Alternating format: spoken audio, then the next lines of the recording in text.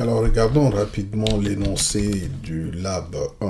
Donc, si je fais 4 lab 1 ici, le lab consiste à écrire un script qui affiche les informations suivantes à l'écran. Le nom de la machine doit être écrit en vert, le nombre total de vCPU en rouge, la taille totale de la mémoire en gigabits en bleu, le nombre total d'utilisateurs connectés en jaune, et le nom d'utilisateur courant en orange. Ok. Alors ici, il s'agit tout simplement de déterminer les commandes qui vont nous donner, par exemple, le nom de la machine, le nombre total de vCPU, la taille totale de la mémoire en gigabits, etc.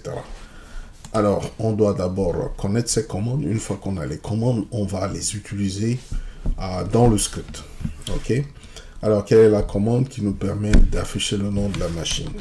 Par défaut, hostname -f permet d'afficher le nom complet de la machine. Donc, si je veux afficher la sortie d'une commande avec echo, je dois entourer la commande par le symbole $ parenthèse suivi de la commande. Comme ici, par exemple, hostname -f. Voilà. Ça, c'est ce qu'on appelle la substitution de commande. Donc ça permet en fait d'afficher la sortie de la commande à l'écran ici avec echo. Alors on va voir maintenant la commande qui nous permet en fait d'afficher la taille totale de la mémoire en gigabits. On a la commande free, donc free -h. Ça permet en fait d'afficher la taille totale de la mémoire. Ici c'est de 1.7 giga. Alors, j'ai plusieurs manières d'extraire cette valeur-là ici, mais c'est plus simple en fait d'utiliser awk. Donc ici, je vais faire free -h et puis je vais pipe ça, envoyer la sortie à la commande awk. Et je vais à ce moment demander à la commande awk de filtrer seulement la ligne qui contient le terme clé même. À ce moment, il va seulement extraire cette ligne, donc ça fonctionne exactement comme le grep. Donc ici, je lui dis de filtrer la ligne qui contient M. Donc, si tu trouves cette ligne-là, tu m'affiches seulement la deuxième colonne. La deuxième colonne correspond à cette valeur-là. Donc ici, pour afficher la deuxième colonne, je fais seulement print $symbole 2 pour afficher la deuxième, l'élément situé sur la deuxième colonne. Et comme vous le voyez, ça me retourne ici automatiquement la taille totale de la mémoire en giga. Maintenant, regardons comment on peut extraire le nombre total de vCPU. La commande qui nous permet en fait de voir le nombre total de CPU ou de virtual CPU qu'on a sur la machine, c'est la commande, il faut éditer le fichier proc CPU info. Ok. Alors maintenant, je cherche la ligne qui correspond au terme clé processeur. Ok. Donc ici, si j'affiche, il n'y a qu'un seul processeur. Autrement dit, j'aurais vu processeur 0, processeur 1, etc. Donc le système compte les processeurs à partir de 0. Donc normalement, ça permet de compter le nombre de processeurs. Il suffit de le piper à word count-l, qui permet de compter le nombre total de processeurs. Ça nous retourne à 1. Ok. Alors, le nombre d'utilisateurs connectés. Alors pour obtenir le nombre d'utilisateurs connectés, il suffit d'utiliser la commande who -q. Ok, ici il nous donne il y a 3 utilisateurs connectés. Alors nous, ce qui nous intéresse, c'est de pouvoir extraire cette valeur là. C'est cette valeur dont on a besoin, nombre d'utilisateurs égal à 3. Alors comment on peut extraire cette valeur de 3? Donc il suffit de faire who, comme ça, -q, et il suffit de piper ça à quoi? On peut utiliser soit awk ou bien qt command. On peut faire comme ça, donc awk. Ok, donc awk. Et puis je vais utiliser le délimitateur comme étant légal. Donc ici j'ai le premier fil ici, le deuxième fil. Donc, je vais mettre délimitateur, donc option F capital, délimitateur égal à au symbole égal, et je lui demande à ce moment de m'afficher la deuxième colonne. Ok, la deuxième colonne, pour l'obtenir, il suffit de faire print $2. Ça nous permet d'obtenir le nombre d'utilisateurs connectés en valeur. Donc ça, c'est ça qui nous donne ici la valeur 3. Ok. Et la toute dernière, c'est pour obtenir en fait le nom de l'utilisateur courant. C'est tout à fait simple. Il suffit d'éditer la ou de d'afficher la valeur de la variable user comme ça. Ok. Voilà, donc on a tous les éléments dont on a besoin pour écrire notre script. On va maintenant créer le fichier de script et ajouter juste les codes de couleur et le script sera déjà fait. Alors on va nommer le fichier du script lab1.sh. Donc je vais faire vi lab1.sh comme convention de nommage, comme on l'a vu hein, dans le cours. Alors tout script bash doit commencer par le shebang, comme on l'a dit. Donc ici je vais faire insert. Ensuite je mets jazz, point d'exclamation, pour choisir mon interpréteur, puisqu'il s'agit d'un script bash. Donc je vais mettre bin bash, suivi des informations.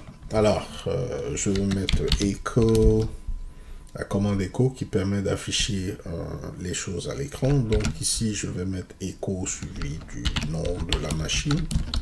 Je vais mettre ici nom de la machine comme ça, et puis je mets 2 points, je mets un espace et j'appelle la variable pour afficher le nom de ma machine. Donc comme je l'ai dit, pour afficher la sortie d'une commande avec echo, vous entourez la commande par $, parenthèse, la commande $, parenthèse, comme ici. Je vais mettre comme ça. On a vu que la commande qui permet d'afficher le nom de la machine, c'est hostname-f. Voilà. Pour l'instant, je ne vais pas mettre les codes de couleur. On va regarder les codes de couleur ensemble.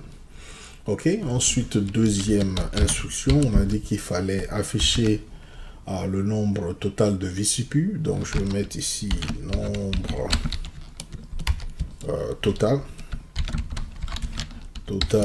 de VCPU. Ok. Et donc ici, je vais appeler la commande qui permet d'afficher le nombre total de VCPU.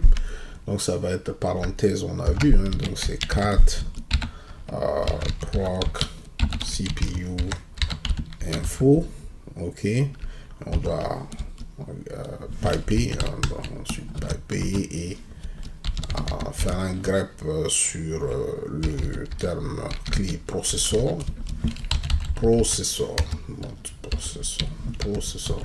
Et puis ensuite, on doit compter le nombre total de lignes qui apparaît avec le terme clé processeur. Donc, on passe ça à word count-l. OK. Word count-l pour compter le nombre total de lignes. Et ensuite, on va fermer avec les doubles quotes. Ensuite, il faut afficher la taille totale de la mémoire. On a vu, hein, echo, on va dire tout simplement la taille, quelque chose comme ça. Taille totale de la mémoire en GBI, donc en giga quoi, en GBI, comme ça. Ça va être quoi?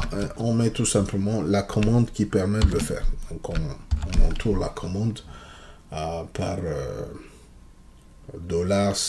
parenthèse $. Donc on a vu que c'était free -h et on passe à awk. Awk, pour dire tout simplement avec awk, on va lui dire cherche ou filtre la ligne qui contient même, comme ça. Si tu trouves cette ligne là, ok, d'accord, ce que tu fais, c'est que tu affiches la deuxième colonne. Donc on va mettre ici espace print $2 et on ferme le tout avec des single quotes et on ferme le tout. Ok. Ensuite on ferme avec les double quotes. Ensuite le nombre total d'utilisateurs connectés, ça va être, on va mettre ici le nombre, ok, total d'utilisateurs connectés. Malheureusement, sur le clavier américain, il n'y a pas d'accent, donc je vais mettre ça comme ça. Donc, vous comprenez. 2 points. Ensuite, je vais mettre le symbole $. Pour entourer la commande, comme ça je vais obtenir la valeur de la commande, la sortie de la commande. Who MainSQ. Et qu'est-ce que je vais faire? Je vais juste passer ça à awk. Et je demande à awk que le délimitateur, ça va être le symbole égal. Et je demande à awk de m'afficher seulement, dans ce cas-là, la deuxième colonne. Ok, donc print symbole $2, ok, c'est tout. Et je ferme et je mets les doubles quotes. Et la toute dernière instruction consiste juste à appeler, à afficher l'utilisateur courant. Donc je vais mettre l'utilisateur courant.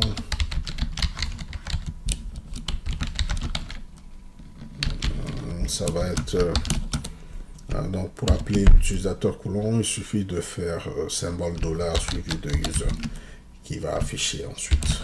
Ok, donc ça c'est tout, hein. Donc maintenant on doit connaître les codes de couleur. Donc comme je l'avais dit, les codes de couleur, il faut les connaître. Si vous ne l'avez pas, vous pouvez aller sur Google pour obtenir vos codes de couleur.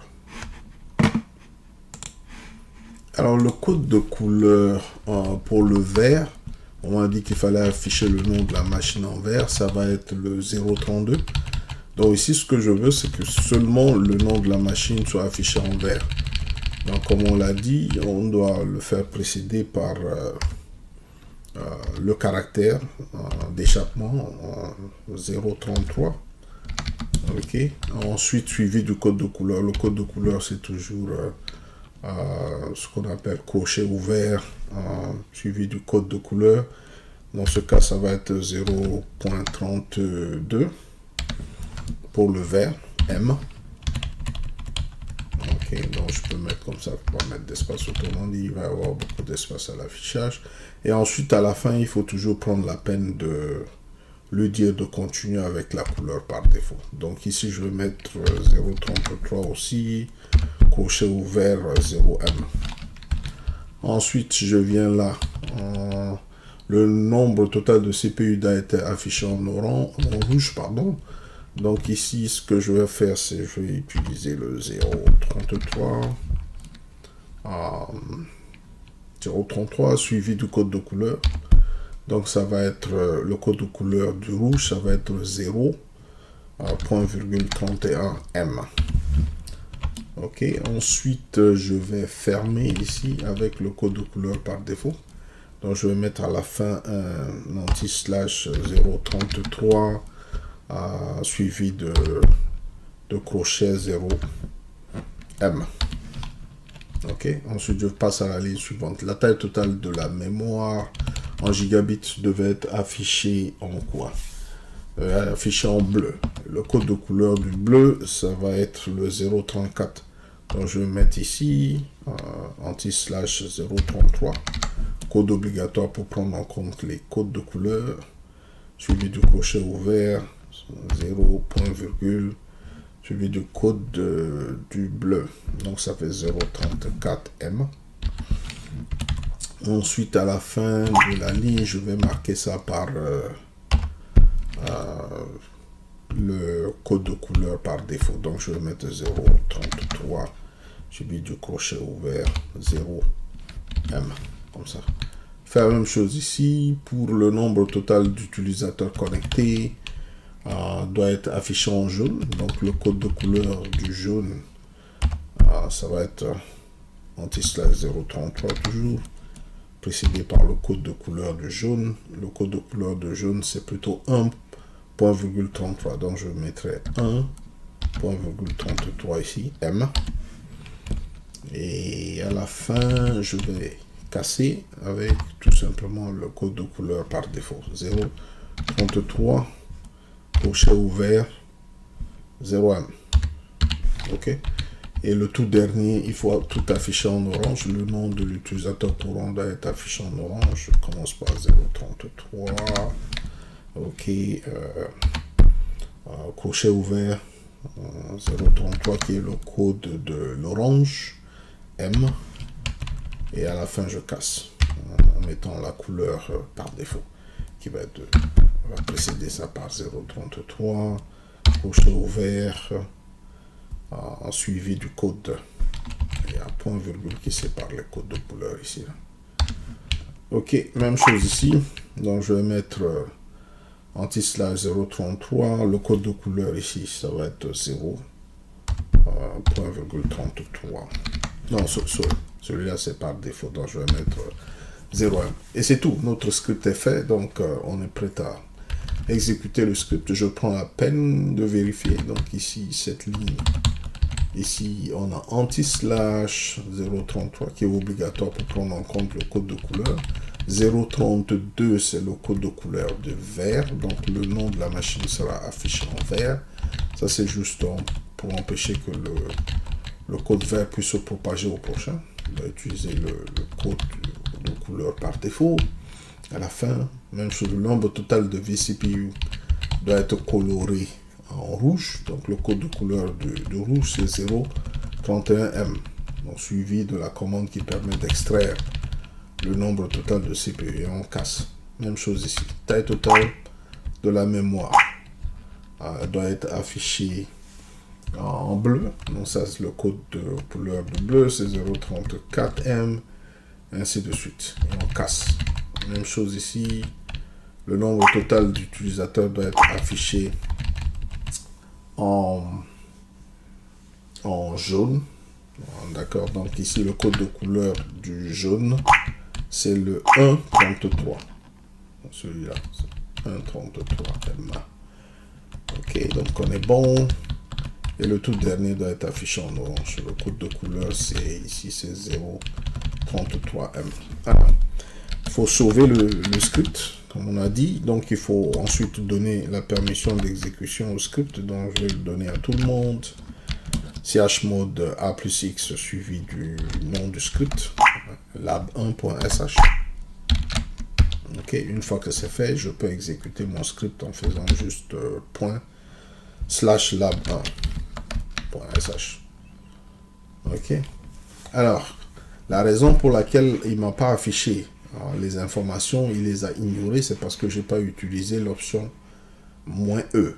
Donc, si vous n'utilisez pas l'option -E, il va ignorer en fait toutes ces lignes-là. Donc, je repars dans le script.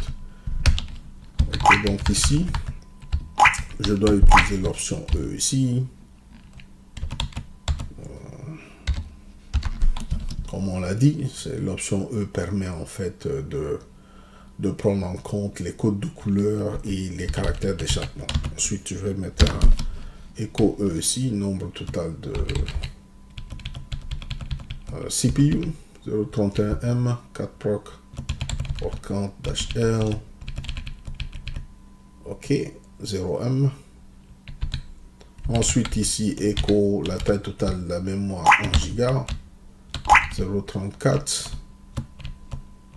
Je vais aussi utiliser le -E ici. Ici, je vais ajouter un -E.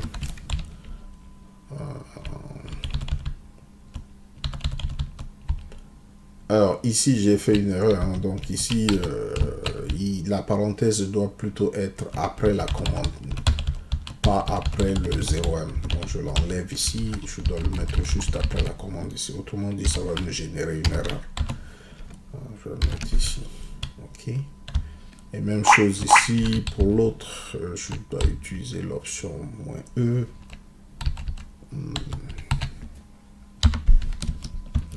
Il y a aussi une erreur ici. Donc ici, il faut enlever la parenthèse ici et puis mettre ça après la commande. OK, ici, après la commande. Et la toute dernière, c'est celle-là. OK, donc on est prêt pour exécuter notre commande. Donc il suffit d'ajouter l'option -E ici pour prendre en compte les codes de couleur. Donc -E ici. OK, donc on est prêt pour exécuter le script. Alors, je vais le sauver et le réexécuter à nouveau. Lab 1, SH.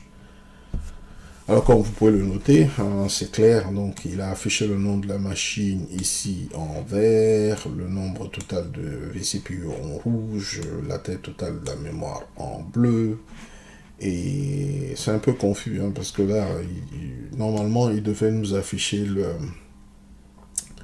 le nombre total d'utilisateurs connectés en orange, mais c'est comme si le orange et le jaune se donnent quasiment la même chose. Ça ressemble, mais c'est pas la même chose.